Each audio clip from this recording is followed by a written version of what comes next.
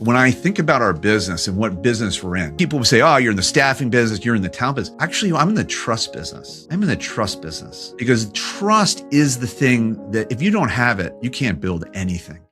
Do you want to know the secret to success? Welcome to rulesforsuccess.com, a platform that unites the accomplished and the ambitious. We're here to arm you with the invaluable knowledge of individuals who have paved their own path to success. And now let's get into the show with dynamic host Joseph Varghese. Good morning, good afternoon, good evening, wherever you are in the world. Welcome to Rules for Success podcast, rulesforsuccess.com. I've got two good friends from my community here. We have David Vogel, who runs remote video testimonials, and Chris Nolte, who just completed his book, and it's being launched this week. His book is called Operational Alpha. And excited to really dive into the book, into what Chris has been doing with his business, being able to leverage and have an extraordinary kick-ass team, kick-butt team is so vital for all of us as entrepreneurs, as leaders. And with these two gentlemen, especially with Chris, I've had so many distinctions for myself over the course of the past year that I've learned from Chris, including having daily huddles that have really blown my mind away. So I'm excited about digging deeper as we're in process to launch this extraordinary book, as he's in process to launch this extraordinary book, Operation Alpha. Let me give you a little bit of Chris's background here to give him, to serve him a little better beyond that, because Chris is an accomplished entrepreneur. He's a founder and CEO of Kayana and the author of Operation Alpha. His work focuses on helping companies redesign how work gets done by combining global talent, AI-enabled workflows, and stronger operating systems. Today, we're going to explore how companies can cope instead of thrive, and why companies cope instead of thrive, and what leaders can do to build execution that actually scales so they can truly, truly thrive. So I'm excited to have both these gentlemen in this conversation. David's one of the reasons why I got introduced to Chris. We have a community called Success Circles as a peer momentum accountability community for entrepreneurs, and people share gold nuggets and we share resources, we help each other, we cross-pollinate, and somehow in the midst of all of this, I got connected with Chris and learned a lot from him that's been priceless for me in my journey this past year with what we do with remote workers, team members in the Philippines. So Chris and David, great to have you both today. Thank you. Great to be Joseph. here. Great to be here. Great to be here. I'm excited to have David here. David and you, Joseph, have been instrumental in sort of helping me drive this business of remote talent. And if I remember correctly, you both have a certain attraction to the game of baseball. And I suspect, and I probably haven't tested either of you on this, but how enjoyable is the movie or the book if you've read or watched Moneyball? It's just love that movie. I love it. I love it. I think it's just so great. And if I ever want to get hyped up, that's the movie I watch. Because this notion of changing the game and finding hidden talent or recognizing, seeing something differently and being right is so intellectually attractive to me. Okay. And I built a career around this. I did this once in donation retail where I used data to identify locations and opportunities for goodwill all around the country. I was the largest builder of goodwills all around the country. Donation retail in New York and Boston, where it started, as far west as Denver, as far south as Austin. And about 4 years ago, I met someone in the Philippines. And this was not any somebody. It turned out to be a woman who was a material scientist by training and an engineer by trade.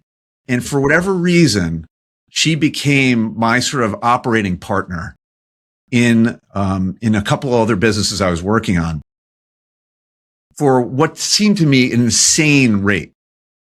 And I thought to myself, how is it possible that such a smart person, such an incredible human being could be, connected to me and be helping me drive my business every single day in a way a feeling of abundance that I had not felt in decades. And what I came to realize is that all around the world, there's incredibly capable people. Incredibly capable people. But for whatever reason, the market has mispriced them. And in that moment, I saw Moneyball. Right? Because I saw, and I didn't have to do the numbers. I didn't have to be, I forget what is, something James. I forget his, I want to say Rick James, but that's not right. That's, but it's basically, these sort of underlying OBP, are we buying players or are we buying wins? And how do we make that happen? Well, we need runs. And how do we get runs? We get people on base. Well, in the world of work, in the world of building businesses, what you want to buy is capability. You want to buy capability. And in the world of capability, are there places that are being mispriced so that you can access that capability and leverage your company to do more?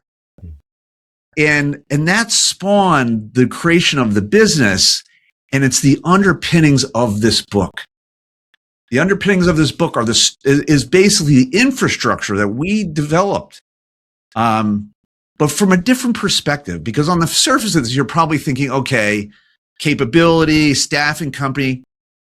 What I realized is, as big of a problem and as mispriced as the talent was, the real problem was that the talent was being homogenized and commoditized in a way that was hard to discern the truly talented from the sort of less talented. And that they were being, even if you had like some sort of insight into it, the data was so murky that you had to kind of dig a little bit deeper. So Chris, you've essentially built a talent agency for remote workers in the Philippines. It's a very value-oriented culture. And I love what you said before, because your first assistant you got remote worker happens to be an engineer. David and I happen to be engineers, our background, and engineers think they can do it all, right? And you found somebody highly exceptional in that world, right? And then you went to build a talent agency around people on that level. I'm curious. First of all, how do you go about finding talent? I'm sure you have a process for that. And secondly, I want to know about Operation Alpha. Yeah. What does that phrase mean? And I know there's an element of an operating system involved with that too. Yep. Please tell me. Yeah. So, ideas are cheap. Execution is where the value is created, right? So, the way people create alpha operationally is by finding those inefficiencies, those arbitrages, those different ways of working. And, it's so apropos to be talking about this in 2026 when the world of work, how and where work gets done is changing rapidly. In a world of AI, in a world of where the world is getting smaller and smaller every day, workflow automation, remote teams, right? And so, finding really my first experience was my window in. But the truth is every single day we're meeting brilliant people. And the question you have to ask yourself is why wasn't this accessible before? Why, if this is true, why weren't people doing it? And how does that work exactly? And the answer is people did understand it, but it was hidden up market. And what I mean by that is that the people that were really leveraging that talent was the S&P 500 corporations. S&P 500 corporations, they don't outsource because offshore is onshore somewhere else. They stand up huge operations, not just call center. Yeah, they might have started there 25 years ago, but now it's technical help and marketing skill and accounting execution. Everything under the sun that you can imagine in talent is now sitting all around the world. I mean, the sun never sleeps on JP Morgan. They have 45,000 people in India, employees, right? Yeah. And so, and that's not one big call center. That's a whole stack of capability. And that's just one country. Jamie Dimon is famous in the Philippines. They love him there. They love Jamie Dimon. And to think that Jamie Dimon's an international brand is kind of an amazing thing, because Jamie Dimon is the employer of thousands and thousands of people. And I've seen their buildings. It's amazing. And they're not outsourcing at all. So then the question is, okay, S&P 500 figured out, why aren't middle market companies, why aren't they figuring this out? And where does the sort of the smaller businesses fit in? And the answer is, it's very difficult. And the reason is because these businesses lack the interface to access this talent. Mm-hmm. And it's funny, David can tell you a little more about this, but I met David over 2 years ago, maybe like a year and a half, years ago. 2 years ago. Yeah. And David, I remember our first meeting. He was so skeptical. He was Mr. Skeptic, which, this is actually don't forget natural. Our first meeting. The purpose of our first meeting wasn't even what you were doing. I changed the conversation. You were coming to me for what I was doing. Right. I'm like, no, I was thinking I need to hire you testimonials. first. And I'm like, no, I'll give it to you later. I need to hire you first. Yeah. And basically he was telling me the story, his own story about working with remote talent and how painful it was. Mm. And David, I'll let you tell that story a little bit if you'd like to. But it was just like a revolving door of gig workers. And the minute it started to work, the relationship fell apart. Yeah. And, this is actually the story of work everywhere, not just the story of David and his remote teams and remote talent. Because, let's face it, we're in a day and age where you sit defines your value. In the sense that if you're in the office, you're more valuable than someone sitting at home versus someone sitting offshore in office versus someone sitting offshore in home. The interesting thing is there's this war going on and discussing about where you sit and your value of the company. And there's plenty of people that are working hybrid now and they're frustrated to have to drive to the office. But the reality is it makes a lot of sense. And no one's really dissected why it makes a lot of sense. Mm. But the book goes into this. And what we talk about in the book is the following. The office provides, and this is actually very AI sort of, these words are going to sound very familiar to you because we think about this in terms of context. But the context of the office is really an invisible operating system. Mm. And, the gold standard for how things should happen, the ways of assimilating information almost in a tacit way is very simple. And on top of that, if you don't know how to do something, you kind of stroll down the hall and barge into someone's office or overhear it over the water cooler. I mean, these are things that we know and love and that businesses thrive on. And it's also a crutch for bad managers. Because if you're a bad manager, you don't have to organize. You can walk down the hall and call a quick meeting, right? There doesn't have to be scheduling. You can say, you, let's talk in my office, right? But when you're working remotely, you suddenly lose all of that invisible operating system. And if you're depending upon it, well, everything falls apart. Now, it's also interesting. It goes the other way too. Why do people stay with companies? Is it just the money? No, it's a sense of belonging. It's a social system. And when people are working with you without that social system and without that continuity and that memory, well, now everything's disposable. Yeah. Right. And Chris, I love this because you're talking about context, having an interface, having a means for people to have like a structure. So as you mentioned before, with remote workers, with even individuals now, hybrid work systems, how do we build a culture where we're connected, where progress has happened, where execution happens? Because I know most people care about execution very much so.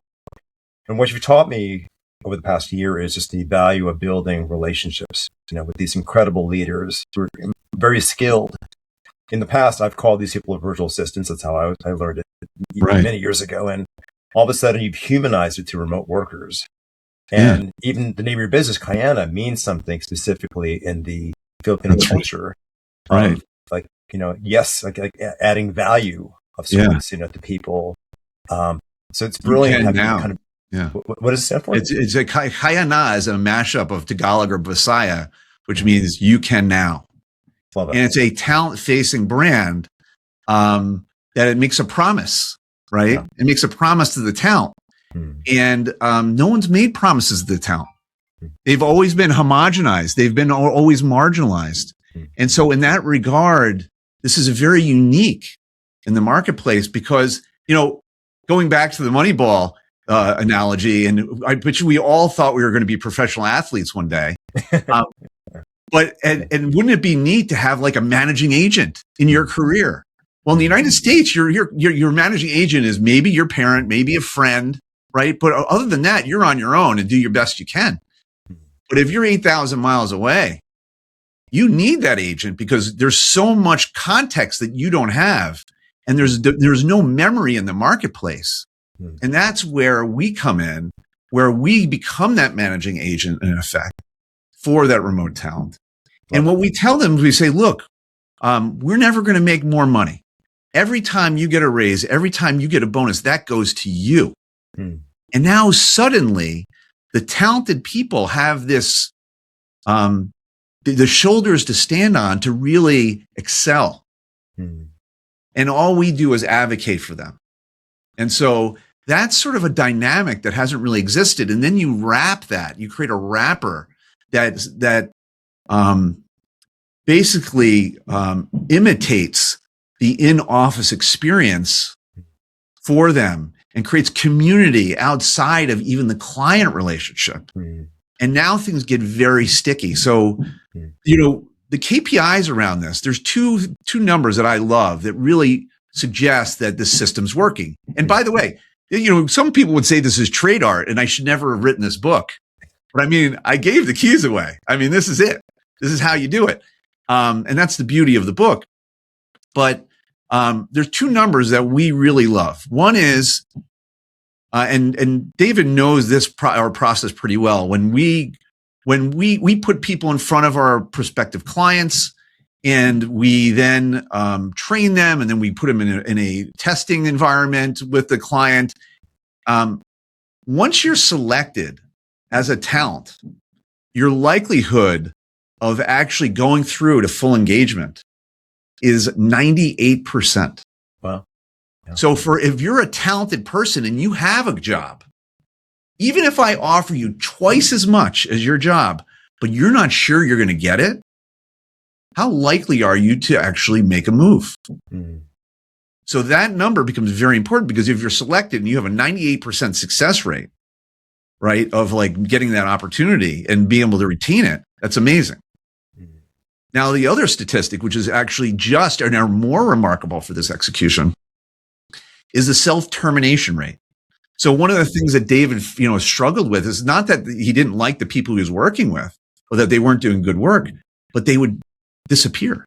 They would leave. Yes. I remember David was telling me about this one person in India who he loved working with that did really good work. I still remember that, David.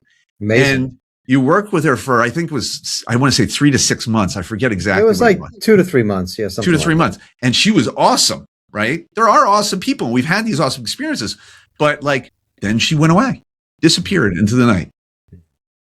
And and that's basically, that's very appropriate for outsourcing relationships where the turnover, even in structured environments, is north of 40%.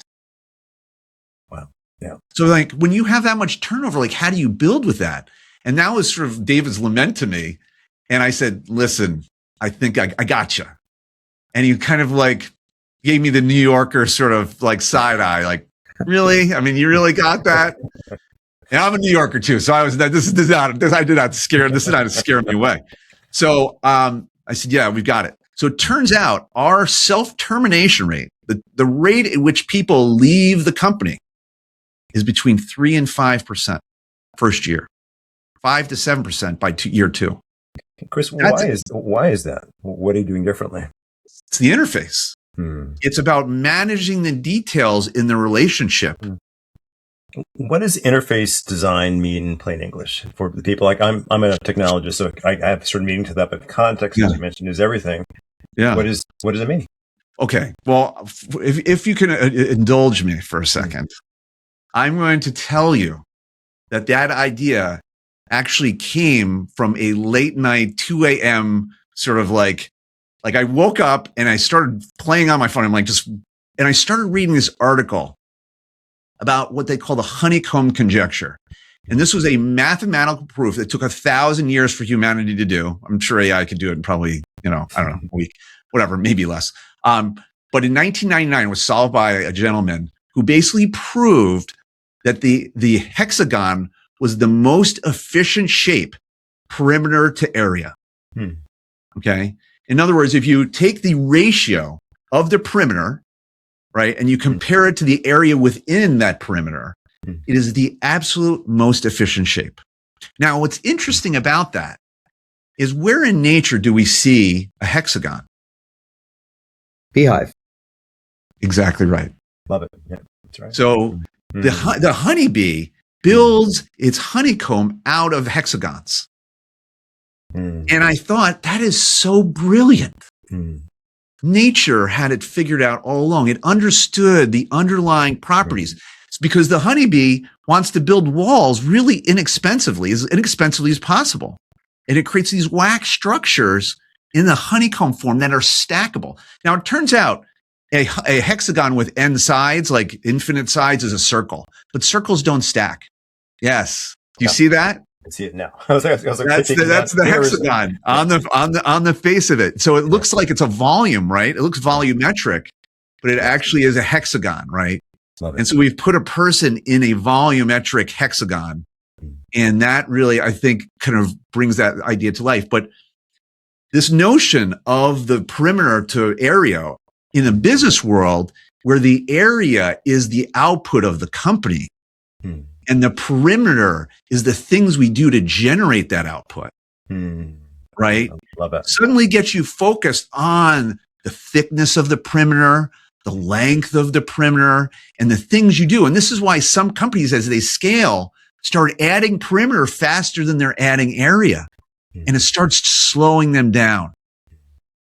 So this is a visual representation of scaling and growth, right? And I took that idea of that interface between the efficiency of the perimeter to area, and I layered it into our business and said, how does this apply? And I use AI, of course, sort of thought leader, and it's like, here's how. And I looked at our business, I thought, oh my gosh, we are managing our interfaces. Here is what an interface is to our company. So in a practical sense, interfaces is meetings, it's rework, it's unnecessary. It's like, it's not the ability of not letting go. It's all the things we do that make work heavy. Love that. Right? It's very clear now. It's all the things we do to make work heavy, and that then pulls the joy and the efficiency out of the business. Right. And so, how do we manage that in a remote setting? And how might a company think about where a person sits and the interfaces that they have to build to make that person valuable, more valuable than they would otherwise be if it was not intentionally built? Because my theory is, the operating theory is that people have been lazy and they've been relying on the office environment and the interfaces that are in and built into that environment, the context. If they only thought a little bit more about that interface, maybe they can unlock those remote talent, right? Maybe they could go bigger and further. And what gets really interesting, and I end the book with this, not to give it away, but it's out, is that we are entering what I'll call the interface age. And the interface age is the designed world where we find efficient ways to unlock that hidden talent offshore, to unlock the value of AI, to integrate more closely with our partners, and to integrate more closely with our clients. Incredible. And you found a way to scale what you're doing, because we previously talked that your model is growing 10% each month. So basically you're exponentially tapping into your operating system here to even grow Kayana while also teaching people the basics of how to tap into building Yes. their own interface for themselves. Yes, and this is opening their eyes to what they can do. And it really is, in a way, a starter set for change.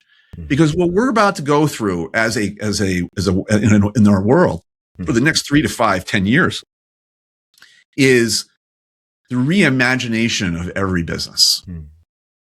And in many ways, that change management exercise begins with people. Yeah. And who better to do it with than people that are highly focused and very disciplined in execution. And once you start thinking about how a remote talent can help you, you invariably start thinking about how AI can help you and help, how you can integrate more closely to your partners, because you start operating from a world of abundance and not scarcity. Chris, in your book, you framed AI as an intern, not as an operator. So what are leaders getting wrong about AI right now? And as you mentioned, the next 3, 5, 10 years are going to be very interesting with what's happening now as it relates to culture, people, and AI. Yeah. And I know workflow is also an element of what you're doing here. Yeah. All of this. So talk to us. So it's the exact same problem I face when I'm talking to people about remote talent. And it's about expectations. When people hear remote talent, invariably, I have to train them to ask and demand more. I'm like the one company you'll find that demands their clients to have higher expectations and not lower expectations, right? And I did it just today. I said, listen, the person that were telling me about human capital and what they needed kept on like, well, it would be nice if there were all these conditions that were like them walking away from their standard. I said, stop doing that. I want you to want more.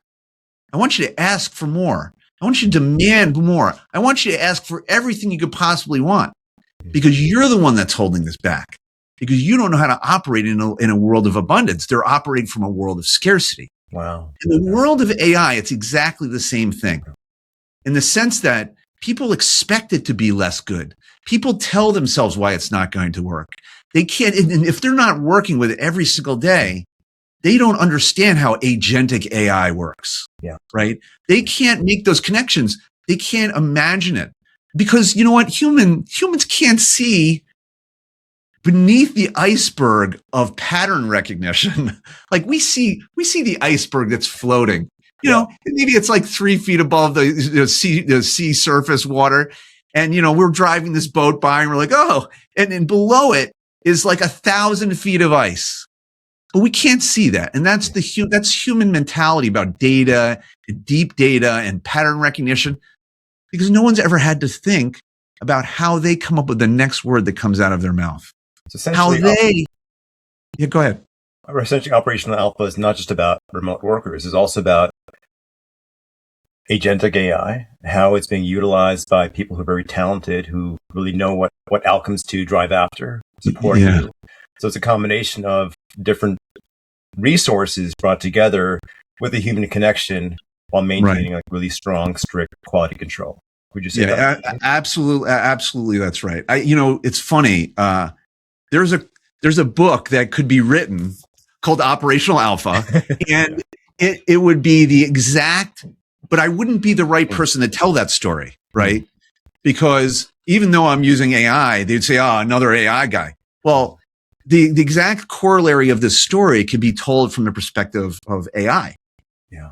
And how to design the interfaces. Now, the story would be a little different, because you're not thinking about a person-to-person relationship, right? But the interface and the intentionality of integration is the same, right? Yeah. And so now it's not UX UI, it's something else, right? Within the design of your business that will unlock that sort of human in the loop workflow within your business.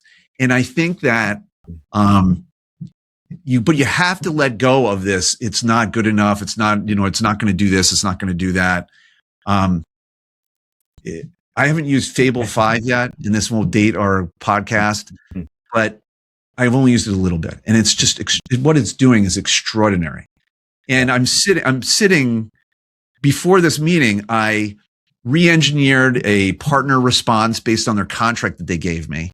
and I negotiated the whole thing with my agent CFO. Yeah. And then I wrote my entire presentation deck for my book launch tomorrow based on a script that I built. And that all happened today. That would take me 2 weeks, 3 weeks to do. Yes. And I did it in 2 hours. And it's really good. So, Chris, given that, so you mentioned you got some great systems running together, agentic AI, and all this is advancing very quickly. So where things will be in the next few months to a year could be really extraordinary. Right. I'm blown away by when I see agentic AI, how it works, especially with the right people handling it.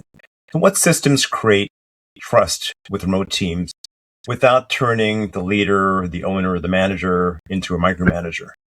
Right. So that, it's funny. When I think about our business and what business we're in, everyone likes to kind of define their business. And I think, people will say, oh, you're in the staffing business, you're in the talent business. Actually, I'm in the trust business. Mm-hmm. I'm in the trust business because trust is the thing that if you don't have it, you can't build anything. Yeah. And that's especially true when you're building your team and building your partnerships. If you don't have that trust, that's everything. And what that means is to build trust quickly, you need data. You need performance. Yeah. Because if there is an area of underperformance, you're going to fall back into your tropes where, oh, this doesn't work or this doesn't happen. And it's the responsibility of the partner to demonstrate value as fast as possible. Amen. Because if you don't see that value quickly enough, so then it becomes a sequencing exercise. Yeah. And where do you start? And in the book, we talk about this, the 3 C's. And 3 C's are about clarity and commonality so that it's repeating and you're seeing compounding returns in a process. Wow. And as you see those compounding returns, you start to trust that process more and more and the person running it more and more. And because it's not happening every month, it's happening every day or every week, that trust compounds very quickly. That's usually language, compound growth, and yes, really going exponential. And I love that whole metaphor of the beehive, because when great context is established, when you've got incredible operating system / interface, unique and great things can happen. And we can scale faster and better with more joy. Yep. So extraordinary. One last question, Chris, and I know we're running out of time soon. So when someone finishes Operation Alpha, what's the first thing you want them to change on Monday morning? Well, one of the beauties of this book is we were able to build out a toolkit for it in a way that I've never seen any business book do it. Because every single framework and everything has working software that would have cost $500,000 to build that no one would ever build. Right. And we did it because we could, because we had the context, we had the data, we knew what we wanted to build, and we used AI to build all of those tools and systems. The first thing they're going to want to do is they're going to want to go to the 3 C's and say, find, it's a scoring system based on, processes that can be easily improved and compounded. And that unlock value, not just in the process alone, but for the person offloading those processes. You have to see and visualize that before you can go forward. Because it doesn't matter what's behind the curtain if you can't see the opportunity. And you shared with me before, your team went above and beyond with the additions to the book, the resources that are there, the QR codes to access things online, videos and content and much more. They came up with it, and that's a cherry on top of beyond even what you had envisioned for the book. The book was designed by one of our teammates. The book was all the illustrations. They have copyright interests in the design of the book. Other members edited it. Other people and built all the infrastructure. And the beauty of it is, Joseph, is I didn't have a hand in that part at all. Love it. I didn't direct the art. I didn't direct the editing at certain levels. I did not build the technology infrastructure that supports all the tools. I didn't have to do it. They did it. And that's why when you hand them those tools, when you give remote talent and top AI tools and then create ongoing everyday training in them, they become that change agent. And that is a remarkable thing. I love that, brother. It's great. I mean, you basically build agency amongst each member of your team to take a certain level of responsibility, which they're inspired by, to even expand your brand, your clients' brands, even more so than ever. And I love that. I think a great metaphor that I noticed earlier, if you'll accept this, I've never heard this before, is that's like when I see the gentleman there in his office looking out the window, and that whole design, it's like a little bee, right? Kind of almost. And it's like, maybe that's intentional, perhaps. Maybe it is intentional. It's also sort of a severance-y sort of theme, which is kind of interesting. But yes, it's sort of this idea that we are all in ourselves. We all are managing our interfaces. Yeah. And whether you're a big company or an individual contractor, those things become very important. And just look to nature. Nature figured it out. Amazing. Yeah. And as the word be, right, for the most part, take off an E, I just envision that one can truly be, like, really show up and be joyful, having the systems have all this managed for them. I mean, that's how I feel each day, having my remote talent, the team around me. Yes. Knowing that when I'm on vacation, when I'm off, I can be fully off, knowing that the team is there to handle what needs to handle. They can take responsibility. It's very rare to do in this day and age, even hiring people locally, when you have people who take ownership of the business because they believe in your brand. They want to see you win. Hence the brand, Kayana, right? Yes, you can. Yes, we can. It goes a long way. So I truly honor you for what you built. The book, congratulations on the launch. David, any final words you'd offer Chris as we close out the podcast? No, I did great. I loved all the perspective, and I mean, we don't have time for me to get really deep into it, but he has, built this structure and framework for not only his firm to be successful, but the companies that hire them are able to be successful as well. So everyone has a vested interest in the success. Yeah. And, my remote professional I've had for the longest of anyone. I mean, over 2 years now. Yeah. And that's all because of Chris figuring this out and making sure it's an environment and a culture for people to be successful. Yeah. And stay on board and thrive. And I love that, basically taking organizations currently coping instead of thriving to one that's thriving in real business. Yeah, absolutely. Well, thank you for this opportunity to connect with you with your book launch this week happening.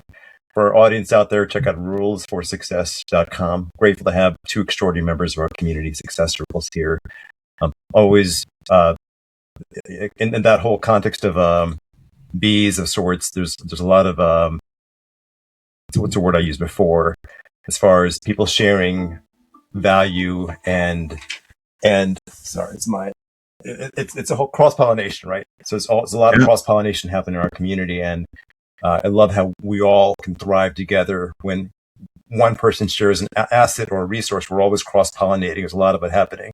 And the whole metaphor of bees. Chris, congratulations on this. For our audience, check out Operational Alpha. You can find that on Chris's website, HireKayana.com. Is that Kayana? That's right, Kayana. That's right. HireKayana.com. You check it out there, or on Amazon, or at your local bookstore. And once again, thank you guys so much for making time for this, and let's go win together. Be great. All right. Thanks. Bye now. That's it for today's episode of rulesforsuccess.com podcast. Join us next week for another inspiring conversation with a successful entrepreneur. Until then, remember to be bold, be courageous, and go after your dreams.